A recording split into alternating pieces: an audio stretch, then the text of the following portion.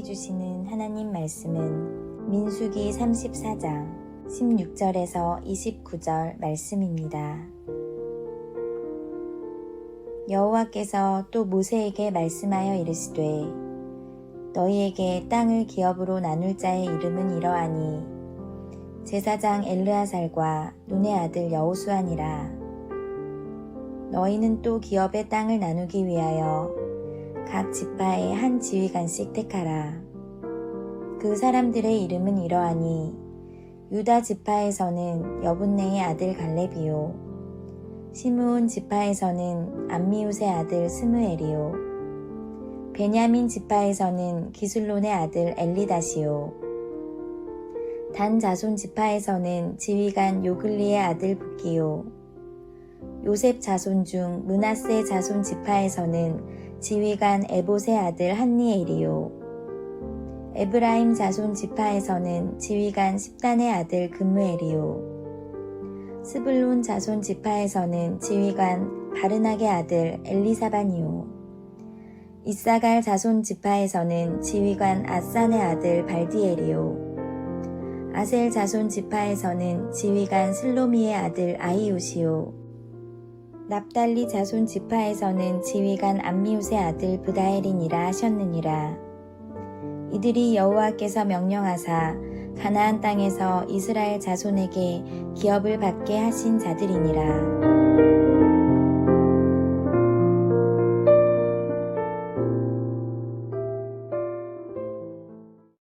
하나님이 모세에게 가나안 땅을 기업으로 나눌 자로 제사장 엘르아살과 여호수아를 지명하십니다. 이 두 사람이 이제 가나안 땅의 기업을 어떻게 나누는가를 총지휘하게 되는 것입니다. 오늘 본문의 첫 절인 민수기 34장 16절과 17절입니다. 여호와께서도 모세에게 말씀하여 이르시되 너에게 땅을 기업으로 나눌 자의 이름은 이러하니 제사장 엘르아살과 눈의 아들 여호수아니라. 이어서 그들과 함께 각 지파에서 지휘관을 한 사람씩 택하라고 하시고 하나님이 지휘관 명단을 발표해 주십니다.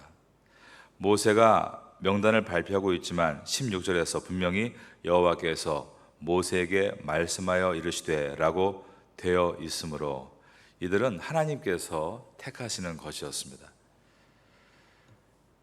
34장 18절부터 그 사람들의 이름들이 하나씩 기록되어 있습니다. 너희는 또 기업의 땅을 나누기 위하여 각 지파의 한 지휘관씩 택하라. 12지파의 지휘관들의 이름이 오늘 본문의 이야기입니다.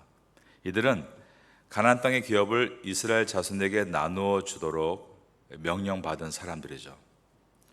이스라엘 백성들은 2년의 광야 생활을 마친 다음에 가데스 바네아에서 가나안 땅을 정탐하기 위해 각 지파의 대표 12명을 선발해서 가나안 땅에 갔던 일이 있습니다. 하나님께서 그들을 선발하신 목적은 자신의 지파가 머물 땅이 과연 어디인가를 그들이 함께 보고 오게 하시기 위해서였습니다. 즉 12명의 정탐꾼으로 선발된 12지파의 대표들은 앞으로 12지파를 이끌 지도자들이었던 것입니다. 그 속에는 에브라임 지파의 대표로 여호수아가 그리고 유다 지파의 대표로 갈렙이 있었습니다. 그런데 우리가 아는 것처럼 12지파를 대표하는 차기 지도자들인 12명의 정탐꾼들 가운데 여호수아 갈렙을 제외하고 10명의 사람들이 하나님의 뜻을 거부했고 그 결과 이스라엘 백성들은 가나안 땅에 들어가지를 못했습니다. 여기서 중요한 것은 지도자가 준비가 되지 않자 모든 것이 숲으로 들어갔다는 것입니다.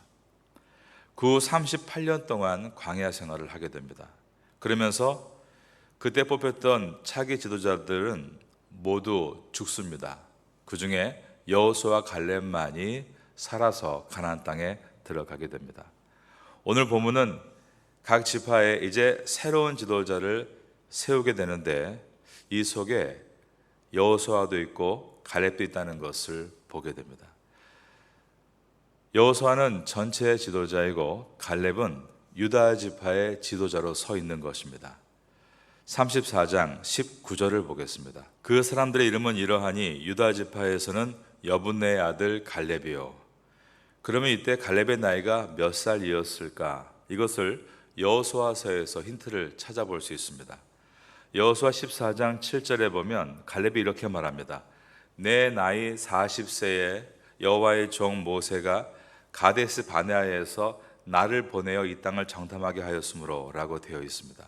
그렇다면 가데스 바네아에서 정탐하던 때는 광야 생활 이제 2년을 보낸 때였고, 오늘 본문이 광야 생활 40년째에 기록하고 있는 말씀이기 때문에 갈렙의 나이는 가데스 바네아에 있을 때 이미 40세이고 지금 38년이 흘렀기 때문에 약 78세의 나이였습니다. 여호수아 갈렙을 제외하고 1세대가 모두 광야에서 죽었습니다. 그렇다면 다른 12지파의 지도자들의 나이는 몇 살이었을까요? 가장 연장자는 출애굽 때 나이가 20세 미만이기 때문에 현재 60세를 넘기지 않은 상태였습니다. 갈렙은 자기 나이에 비하면 한 세대나 젊은 지도자들과 함께 어깨를 나란히 하고 이스라엘 백성들을 이끌고 가나안 땅으로 진격해 들어가는 것입니다. 여호수아가 12지파의 지도자에 빠진 이유가 아까 말씀드린 대로 모세를 대신하는 이스라엘 전체 지도자로 세움받았기 때문입니다. 그럼 여기서 여호수아와 갈렙의 포지션이 달라지는데요. 만일 갈렙이 여호수아와 비교하는 마음을 가지고 있었다면 갈렙은 하나님과 모세의 결정에 무척 서운했을 것입니다. 하지만 갈렙은 다른 사람과 비교하는 것이 그의 삶의 중심이 아니라 하나님께서 나에게 주신 사명이 늘 그의 삶의 중심이었고 그의 삶에 큰 가치 부여였습니다. 갈렙은 여호수아에게 이렇게 말을 합니다. 여호수아 14장 12절에 보면 그날의 여호와께서 말씀하신 이 산지를 지금 내게 주소서. 당신도 그날에 들으셨거니와. 이 말은 갈렙이 여호수아를 전체 지도자로 인정하고 있고 그에게 요청하고 있는 장면입니다. 이어서 말하기를 그곳에는 아낙 사람이 있고 그 성읍들은 크고 견고할지라도 여호와께서 나와 함께 하시면 내가 여호와께서 말씀하신 대로 그들을 쫓아내리이다. 그러자 여호수아가 갈렙의 요청을 허락하며 그를 축복해 줍니다. 여호수아 14장 13절에 보면 여호수아가 여분네 아들 갈렙을 위하여 축복하고 헤브론을 그에게 주어 기업을 삼게 하매라고 되어 있습니다. 이스라엘 역사와도 같은 두 지도자의 아름다운 연합이 이렇게 여호수아서에 잘 기록되어 있는 것입니다. 여러분, 우리는 남과 비교하는 유혹에 넘어지지 말아야 합니다.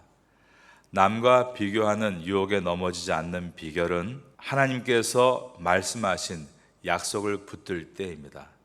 주께서 그날에 말씀하신, 즉 하나님의 약속이죠. 그 이 산지를 내게 주소서. 저 멀리 있는 하나님의 약속을 힘있게 바라보면 우리는 다른 사람과 자신을 비교하고 그 결과는 늘 두 가지 아닙니까? 좀 더 내가 나으면 우쭐해지고 교만해지고 안주하거나 남보다 내가 못하면 낙심하고 열등감에 빠지고 포기하는 그런 감정에 널뛰기에서 벗어날 수 있는 것입니다. 갈렙과 같이 하나님께서 나에게 약속하시는 약속이 무엇인가를 우리가 구하고 그 약속을 받고 그 약속을 굳건하게 붙들고 하나님을 바라보는 것, 바로 그것이 비전의 삶이고 그런 삶을 살아갈 때만 남과 비교하는 것이 아니라 내가 가진 소명과 비전을 바라보며 앞으로 전진할 수 있는 것입니다. 하나님은 때에 따라서 당신의 일꾼들을 세우십니다.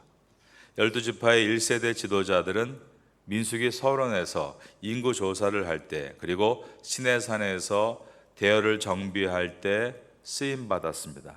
그런 다음에 두 번째 2차 지도자들은 가데스 바네아에서 패기와 전투를 갖춘 사람들을 위주로 하나님이 세우셨습니다. 이들을 세우신 목적은 앞으로 가나안 땅에 들어가서 7 족속들과 싸우기 위해서였습니다. 그때는 패기 있고 전투력이 강한 사람들이 적임자들이었기 때문입니다. 하지만 그들은 패기가 있고 전투력은 많았지만 믿음이 준비가 안 됐고, 그 결과 민족 전체를 하나님을 향해서 불신하고 등을 돌리는 일에 쓰임 받았습니다. 여러분, 우리가 지금 하나님 앞에 쓰임 받고 있다면 그 쓰임 받는 것에 감사해야 합니다. 그리고 우리가 하나님 앞에 쓰임 받을 때 지도자의 자리가 얼마나 중요한가를 생각해야 되고, 내 역량이 부족하지 않도록 늘 기도해야 합니다. 말씀을 사모하고 말씀과 기도 가운데 성령의 은혜를 구해야 합니다. 내 힘이 아니라 하나님의 능력과 은혜로 감당하게 해달라고 간구하는 모습이 지도자의 모습인 것입니다. 여러분 앞에 힘들고 불가능해 보이는 일이 있다라면 그 순간 힘들다, 못한다라고 말하기 전에 이것을 하나님이 나에게 맡기셨는가를 돌아보십시오. 만약에 어떤 사람이 나를 불렀고 내가 그 사람이 좋아서 시작한 일이었다 할지라도 하나님께서 나에게 이러한 과정을 통해 맡기신 일이라는 확신이 있다면 하나님과 함께 담대히 나아가십시오. 그러나 처음에 이것이 사람의 요청에 의해서였는데 돌아보니 하나님의 뜻이 아니었다고 생각이 든다면 그 일은 과감하게 버려야 합니다. 우리는 하나님 앞에서 여호수아와 갈렙과 같이 그날에 주께서 말씀하신 그 산지를 나에게 지금 주십시오. 그는 과거와 현재를 하나님의 약속으로 하나로 붙이고 있고 그 모습이 그의 미래가 되는 것처럼 하나님의 말씀을 붙들고 담대히 나아갈 때 하나님은 약속을 신실하게 지키시고 그를 통하여 위대한 역사를 이루어 가시는 것입니다. 우린 그러므로 이 아침에 하나님 앞에 나와 하나님, 저에게 약속하신 것을 다시 한번 기억하게 하여 주옵소서. 하나님의 약속이 아니었는데 내가 하고 있는 것을 떠오르게 하여 주옵소서. 두 가지를 생각하면서 하나님의 약속이 있는 것은 두려워하지 말고 담대하게 걸어나가고, 하나님의 약속이 아니었는데 세상의 생각으로 걸어갔던 일들은 과감하게 내려놓을 때 우리는 양 길에서 헤매는 사람이 아니라 한 길을 끝까지 걸어갈 수 있는 믿음의 사람이 될 것입니다. 이제 이스라엘 백성이 가나안 땅 입구에 서 있습니다. 그곳은 모압 평지라는 곳입니다. 앞을 바라보면 요단강이고 그 다음에 처음의 성 여리고 성이 그들을 기다리고 있습니다. 난공불락의 여리고 성을 점령한다는 것은 불가능한 일이죠. 그러나 그들이 하나님의 뜻을 따라 약속과 함께 그 길을 걸어갈 때 어떠한 일이 일어나는가를 우리는 알고 있습니다.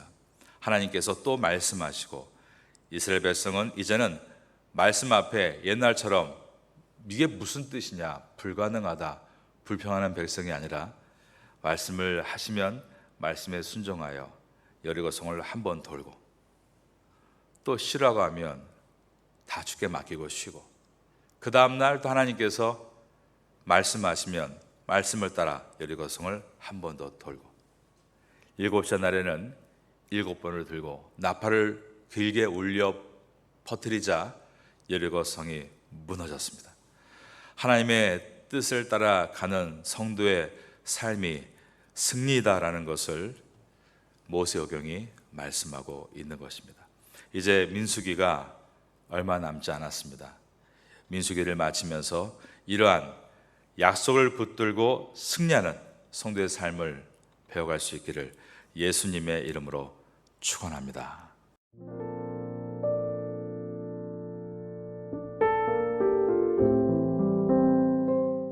지금은 함께 마음을 열고 기도하는 시간입니다.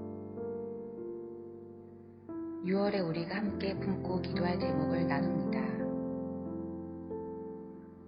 조국 교회가 사명을 잘 감당하도록 붙들어 주옵소서. 북한의 지하교회를 지켜 주옵소서. 태국 교회가 말씀 위에 굳게 서도록 역사하여 주옵소서. 6월 29일 제13차 발달장애인 가족 초청 행사를 잘 준비하게 하옵소서. 이 시간 말씀을 붙잡고 드리는 우리의 기도가 삶 속의 아름다운 열매로 맺히기를 소망합니다.